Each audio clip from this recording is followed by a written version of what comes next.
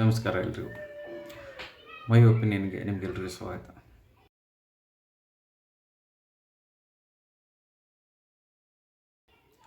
ನಾನೀಗ ಮತ್ತೊಂದು ಇನ್ಸ್ಪಿರೇಷನಲ್ ಹಾಗೆ ಇಂಟ್ರೆಸ್ಟಿಂಗ್ ಸ್ಟೋರಿಯೊಂದಿಗೆ ನಿಮ್ಮ ಮುಂದೆ ಬಂದಿದ್ದೀನಿ. ಏನಪ್ಪ ವಿಷಯ ಅಂತೀರಾ? ಈ ಸ್ಟೋರಿ ಬಂದು ಒಬ್ಬ ಹೆಣ್ಣು ಮಗಳದ್ದಾಗಿದೆ. ಏನು ಸ್ಟೋರಿ ಅಂತ ಕೇಳ್ತಾ ಇದ್ದೀರಾ? ಸೊ ನೀವೆಲ್ಲ ಕೇಳಿರ್ತೀರ ನಿಮ್ಮ ಜೀವನದಲ್ಲಿ, ಯಾರೋ ಆ ಸಾಧನೆ ಮಾಡಿದರು, ಈ ಥರದ ಸಾಧನೆ ಮಾಡಿದರು, ಚಿಕ್ಕ ವಯಸ್ಸಿನಲ್ಲೇ ಮಾಡಿದರು ಅಂತ ಹೇಳಿ.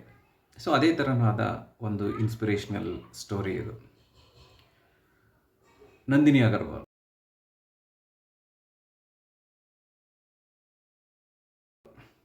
ಯಾರು ಈ ನಂದಿನಿ ಅಗರ್ವಾಲ್?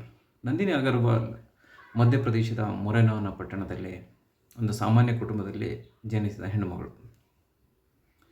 ಏನಪ್ಪ ಸಾಧನೆ ಇವರು ಮಾಡಿದರು ಅಂತೀರ? ನಂದಿನಿ ಅಗರ್ವಾಲ್ ಚಿಕ್ಕ ವಯಸ್ಸಿನಲ್ಲೇ ತುಂಬ ಬುದ್ಧಿವಂತರಾಗಿದ್ದರು, ತುಂಬ ಜಾಣರಾಗಿದ್ದರು. ಹಾಗಾಗಿ ಅವರು ಹೈಸ್ಕೂಲ್ ಓದುವಾಗ ಅವ್ರಿಗೆ 2 ಕ್ಲಾಸನ್ನು ಕಲಿಯದೆ ಅವರಿಗೆ ಬಡ್ತಿ ಕೊಡ್ತಾರೆ. ಹಾಗಾಗಿ 12ನೇ ವಯಸ್ಸು 13ನೇ ವಯಸ್ಸಿಗೆ ಅವರು ತಮ್ಮ SSLCಯನ್ನು ಮುಗಿಸ್ತಾರೆ, ಅಂದರೆ 10th ಸ್ಟ್ಯಾಂಡರ್ಡ್ನ ಮುಗಿಸ್ತಾರೆ. ಅದೇ ರೀತಿ 15ನೇ ವಯಸ್ಸಿಗೆ ಅವರು 12th ಸ್ಟ್ಯಾಂಡರ್ಡ್, ನಾವೇನು ಕರ್ನಾಟಕದಲ್ಲಿ PUC ಅಂತ ಹೇಳ್ತೀವಿ, ಆ 12th ಸ್ಟ್ಯಾಂಡರ್ಡ್ನ ಅವರು 15ನೇ ವಯಸ್ಸಿಗೆ ಮುಗಿಸ್ಬಿಡ್ತಾರೆ. ಇಂಟ್ರೆಸ್ಟಿಂಗ್ಲಿ ಅವರಿಗೆ 2 ವರ್ಷದ ದೊಡ್ಡವನಾದ ಒಬ್ಬ ಅಣ್ಣ ಕೂಡ ಇರ್ತಾನೆ.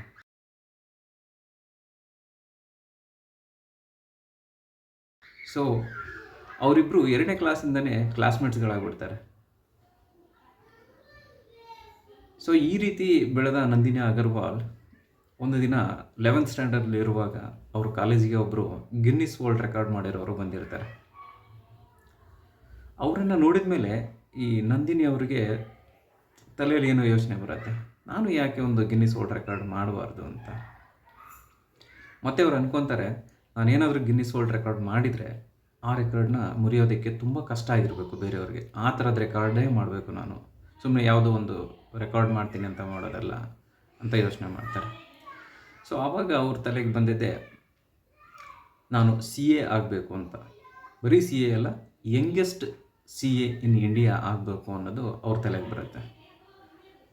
ಸೊ ಆಗ ಆ ಪರೀಕ್ಷೆಗೆ ಅವರು ತಯಾರಿ ಸಹ ಶುರು ಮಾಡ್ತಾರೆ. ಸೊ ಅದೇ ತಯಾರಿ ಅವರ 2 ವರ್ಷದ ದೊಡ್ಡವರಾದ ಅವರಣ್ಣ ಅವರು ಕೂಡ ತಯಾರಿ ಶುರು ಮಾಡ್ತಾರೆ. ಮೊದಲು ಮಾಕ್ ಟೆಸ್ಟಲ್ಲಿ ತುಂಬ ಕಡಿಮೆ ಅಂಕಗಳು ಬರುತ್ತೆ ಅವರಿಗೆ. ಆಗ ಅವರು ಒಂಥರ ಹಿಂಜರಿಕೆ ಉಂಟಾಗುತ್ತೆ. ಆಗ ಅವ್ರಿಗೆ ಅವ್ರ ಅಣ್ಣ ಪ್ರೋತ್ಸಾಹ ನೀಡ್ತಾರೆ, ಧೈರ್ಯ ತುಂಬ್ತಾರೆ, ಮತ್ತು ಕೆಲವೊಂದು ಅವರಿಗೆ ಸಲಹೆ ಸೂಚನೆಗಳನ್ನು ಕೊಡ್ತಾರೆ.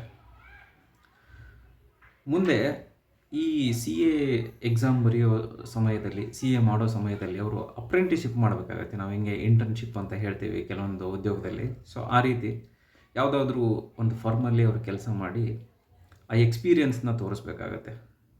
ಸೊ ಆಗ ಅವ್ರಿಗೆ ಬರೀ 16 ವಯಸ್ಸಾಗಿರುತ್ತೆ. ಸೊ ಚಿಕ್ಕ ಪುಟ್ಟ ಫರ್ಮ್ಗಳು ಕೂಡ ಅವರನ್ನು ಅಪ್ರೆಂಟಿಸ್ಶಿಪ್ಗೆ ತೊಗೊಳೋದಕ್ಕೆ ಹಿಂದೇಟಾಕ್ತಾರೆ. ಯಾಕಂದರೆ ವಯಸ್ಸು ತುಂಬ ಚಿಕ್ಕದು, ಏನಾದರೂ ಹೆಚ್ಚು ಕಮ್ಮಿ ತಪ್ಪುಗಳನ್ನ ಮಾಡಿದರೆ ಏನು ಅನ್ನೋ ಆಲೋಚನೆ ಅವ್ರಿಗೆ ಬಂದಿರುತ್ತೆ. ಸೊ ಹಾಗಾಗಿ ತುಂಬ ಜನ ಅವ್ರನ್ನ ರಿಜೆಕ್ಟ್ ಮಾಡ್ತಾರೆ.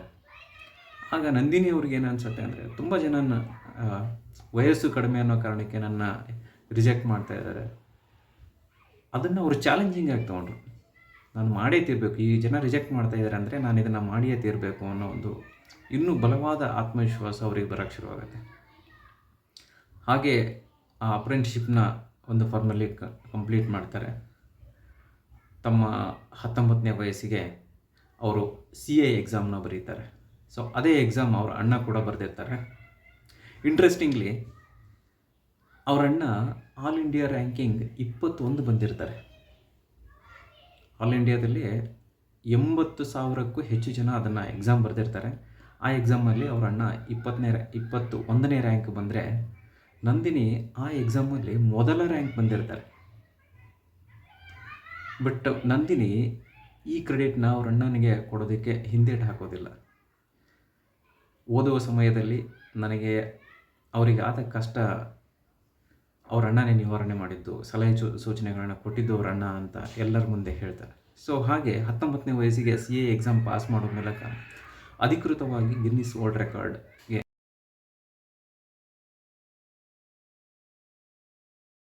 ಸೇರ್ಪಡೆ ಆಗ್ತಾರೆ. ಸೊ ಒಬ್ಬ ಸಾಮಾನ್ಯ ಕುಟುಂಬದಿಂದ ಬಂದ ಮಹಿಳೆ ಮನಸ್ಸು ಮಾಡಿದರೆ, ಛಲ ಹೊಂದಿದರೆ ಏನನ್ನು ಬೇಕಾದರೂ ಸಾಧಿಸ್ಬೋದು ಅಲ್ವಾ? ನಂದಿನಿ ಅಗರ್ವಾಲ್ ಇದಕ್ಕೊಂದು ಒಳ್ಳೆಯ ಉದಾಹರಣೆ ಅನ್ಕೋತೀನಿ. ಇದು ನಿಮಗೆಲ್ಲರಿಗೂ ಒಂದು ಇನ್ಸ್ಪಿರೇಷನ್ನ ತಂದು ಕೊಡತ್ತೆ ಅಂತ ಭಾವಿಸ್ತಾ ಈ ಕಥೆನ ಇಲ್ಲಿಗೆ ಮುಗಿಸ್ತಾ ಇದ್ದೀನಿ. ನಮಸ್ಕಾರ.